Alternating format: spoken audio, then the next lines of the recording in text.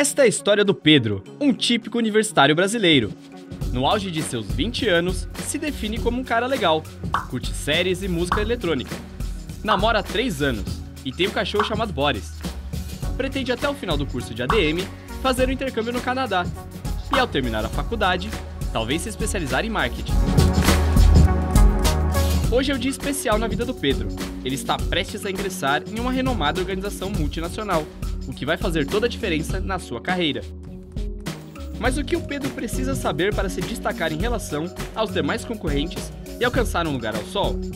Para dar aquela ajudinha ao Pedro, nada melhor do que falar com quem entende do assunto: o gerente geral de RH de uma grande organização. O currículo ainda é a principal ferramenta para se procurar emprego, né? Sempre que as pessoas precisam se mostrar para o mercado, eles fazem isso através do currículo, né? Então o currículo é como se fosse uma vitrine para que o profissional possa ingressar no mercado. Como o mercado ele é muito competitivo, então o que pega são as questões mais, principalmente as básicas, que devem ser resolvidas pelo candidato. Por exemplo, a redação do currículo. Ele tem que prestar muita atenção para não cometer erros de português, o que é muito comum acontecer.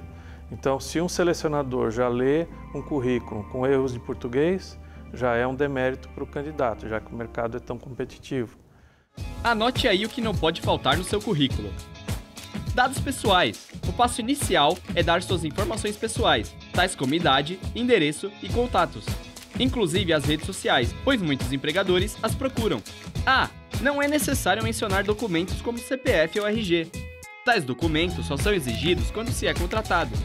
Em seguida, aponte sua formação acadêmica, como grau de escolaridade, instituição de ensino e, claro, ano de início e término do seu curso. Defina um objetivo para seu currículo. Esta etapa pode ocorrer antes ou depois dos dados pessoais. Mas seja específico. Aponte o cargo, a função ou a área de trabalho pretendida. Adiante, destaque suas experiências profissionais. A ordem é sempre do trabalho mais atual para o mais antigo.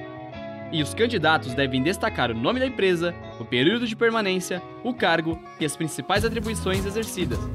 Também vale a pena destacar as atividades que você desempenhou e que resultaram em retorno financeiro, institucional ou de relacionamento com o mercado. Idiomas. Nível básico não rola. O idioma só deve ser mencionado se for a partir do nível intermediário. E não vale mentir, afinal, a entrevista na íntegra ou parte dela pode ser na língua estrangeira indicada por você. Daí em diante, mencione seus cursos extracurriculares, competências técnicas, eventos vivenciados no período da graduação, intercâmbio, ações de voluntariado e o que mais julgar relevante para a vaga a ser disputada.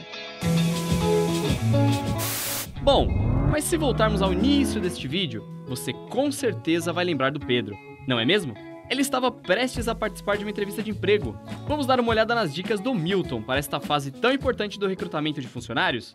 E também, hoje em dia, uma coisa muito importante são trabalhos voluntários ou coisas ligadas ao terceiro setor.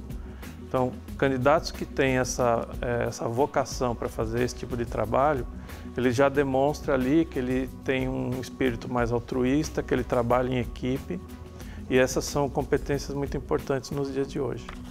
O currículo é uma vitrine que o candidato possui. Se essa vitrine não retrata o momento profissional do candidato, muitas vezes o recrutador ele pode ter uma informação desatualizada ou ainda errada sobre aquele candidato. E isso não vai favorecer em nada se aparecer uma oportunidade onde aquele profissional possa se encaixar. Então tem que manter atualizado, com certeza.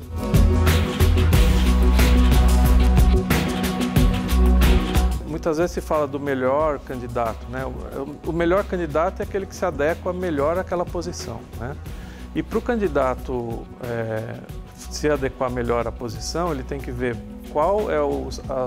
quais são os requerimentos daquela posição que ele está se aplicando, que ele está se candidatando, e diante desses requerimentos, ver se ele se encaixa naquele padrão que é requerido e também não cometer erros básicos, né? Como, por exemplo, vestimenta, como, por exemplo, comportamento na entrevista, como, por exemplo, a parte de oratória, né? Quando ele vai expor a própria experiência dele, contar da vida dele profissional e ele acaba cometendo erros de português, erros de concordância, cometendo assim, falhas que são muito gritantes e que quando você pega um candidato que não tem esse tipo de falha, claro que ele vai se sobressair àquele que apresenta. Então, esses erros são gritantes na hora do processo seletivo, né? Anote aí mais algumas dicas que podem fazer a diferença.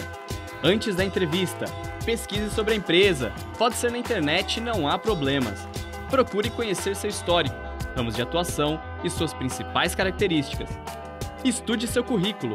Geralmente, o empregador fará questões pontuais sobre ele. No dia da entrevista, saiba o nome e cargo do entrevistador, o local, a data e o horário da entrevista. Não se atrase. O ideal é chegar 10 minutos antes da hora marcada. Vista-se de acordo com o perfil da organização ou de sua profissão. E por favor, desligue o celular. Isso mostra respeito e bom senso. Durante a entrevista, esteja preparado para responder sobre a pretensão salarial, disponibilidade para viagens e limitações de horários, perspectivas futuras, ambições e outras questões de mesma ordem. Evite comentários negativos ou queixas sobre o emprego anterior. Nunca implore pelo emprego.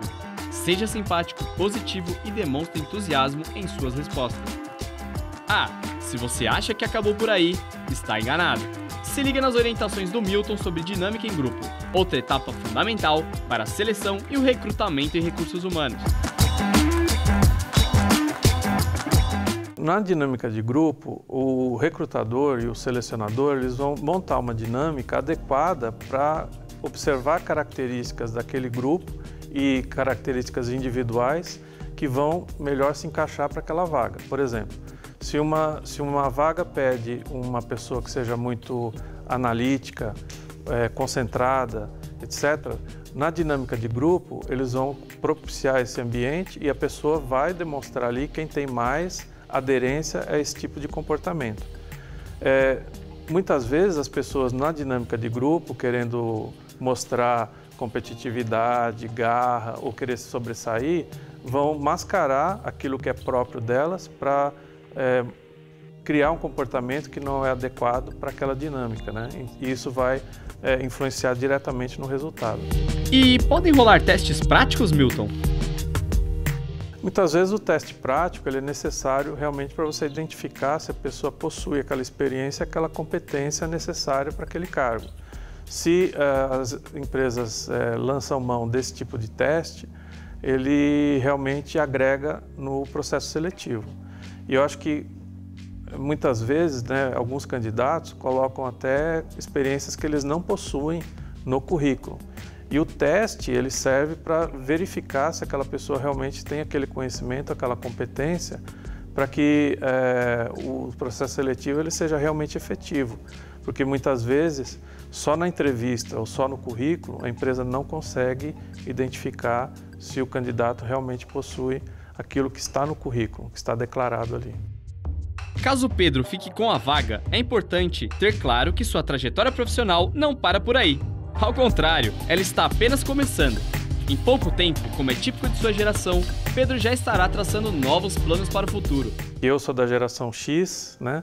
E aí a gente teve a geração anterior, que era a Baby Boomer, mas a geração Y, que é essa que nós estamos falando, ela realmente tem como característica uma ansiedade de uma carreira rápida e, diferentemente das outras gerações, ela não se apega tanto ao empregador. Se houver uma oportunidade numa empresa onde ela vislumbre uma progressão de carreira, muitas vezes ela realmente opta por mudar de empresa porque o foco dela é essa carreira mais rápida, né? O que eu vejo hoje é que nós, como empresas, temos que saber lidar com esse tipo de geração, né? O que nós podemos fazer com isso? Você ter plano de carreira dentro da empresa, propiciar oportunidades de desenvolvimento para as pessoas, para que elas possam usar a empresa como mola de desenvolvimento profissional. A gente não pode só se ater, nesses casos, a simplesmente promoção ou uma carreira rápida. Existem outras coisas que a empresa pode fazer para reter esses talentos da geração Y, né? E esses itens que eu citei, eles são muito importantes para que as pessoas se sintam valorizadas dentro da empresa e vejam que existe oportunidade de crescimento. Isso é o mais importante. Mas o oposto pode acontecer? E a vaga tão sonhada por Pedro não se encaixar no seu perfil? Neste caso, vale a pena ainda manter contato com a empresa, Milton? Com certeza, porque quando existe um processo seletivo e o candidato não é escolhido, muitas vezes é por um detalhe ou ele ainda tem características importantes para uma outra vaga. Então, na medida em que ele continua mantendo contato com aquela área de recrutamento, com aquela área de recursos humanos e se coloca à disposição para um próximo processo, ele pode ser realmente que ele tenha um aproveitamento devido a essas características e a própria persistência, neste caso, é vista como algo positivo. Você ouviu a voz da experiência. Se não for desta vez, não há por que se lamentar. Envie uma carta de agradecimento após o processo seletivo. Faça com que o empregador lembre-se de você em outras oportunidades de emprego. E fique na torcida, por uma guinada em sua carreira. Fui!